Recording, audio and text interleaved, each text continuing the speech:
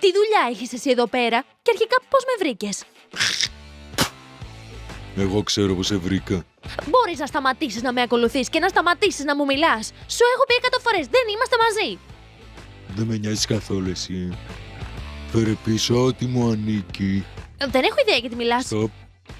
Μη μου κάνεις την ανήξερη. Έκλεψες τα λεφτά. Αυτός εδώ είναι υπεύθυνος γι' αυτό. Το κωδικό το ξέραμε μόνο εσύ και εγώ. Εγώ δεν έχω κλέψει τίποτα. Να ψάξεις καλύτερα τα πράγματά σου. Άου! Άσε με να φύγω ρε ηλίθιε! Με πονάς!